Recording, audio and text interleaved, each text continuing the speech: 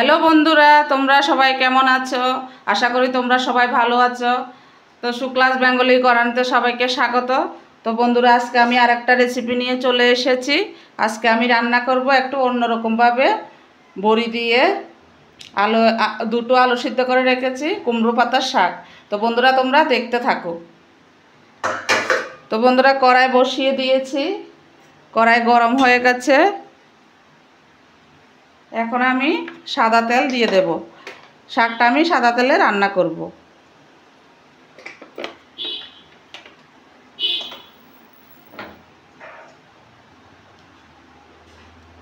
তো বন্ধুরা, 4-5টে শুকনো লঙ্কা ফোড়ন দিয়ে দিলাম আমি।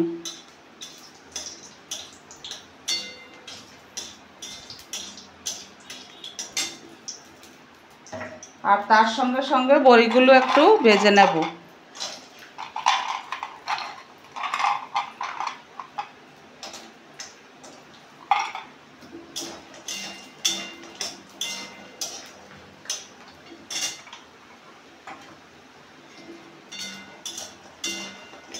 শুকনো লঙ্কার সঙ্গে বড়িগুলো ভেজে নিচ্ছি।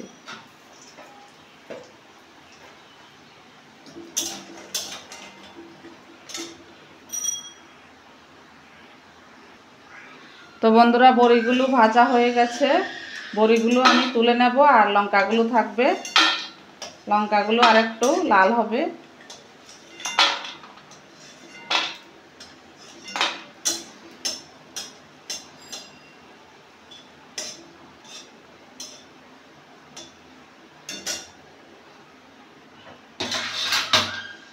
এখন আমি এটা পুরো নিরামিষের রান্না করছি। কালো জিরে আর একটু মেথি ফোড়ন দিয়ে দিচ্ছি।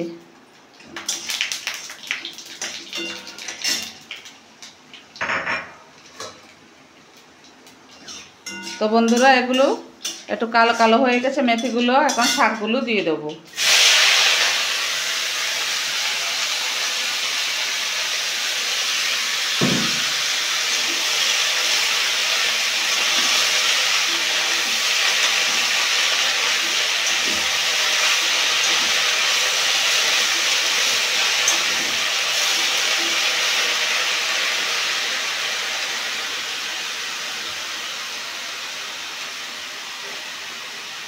তো বন্ধুরা, একটু করে আমি হলুদ দিয়ে দিচ্ছি।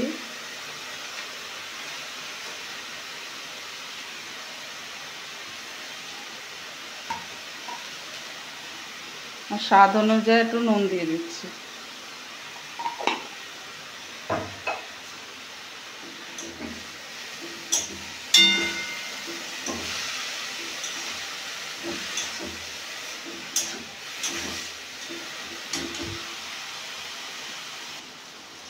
তো বন্ধুরা, কুমড়া পাতার শাকটা মোটামুটি হয়ে এসছে। এখন আমি সিদ্ধ করে রেখেছি একটা বড় সাইজের চন্দ্রমুখী আলু, সেটা দিয়ে দেব শাকের ভিতরে।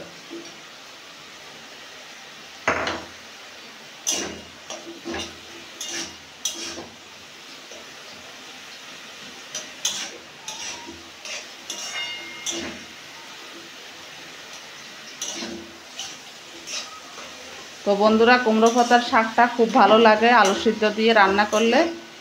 গরম গরম এক থালা ভাত খাওয়া যাবে।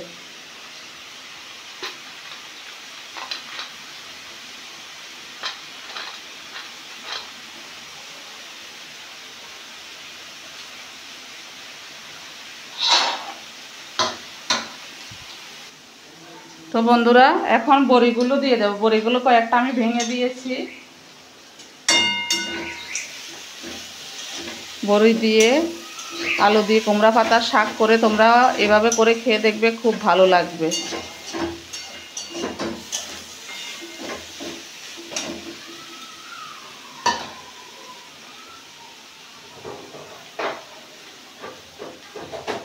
তো বন্ধুরা, আমি একটু চিনি দিয়ে দিচ্ছি।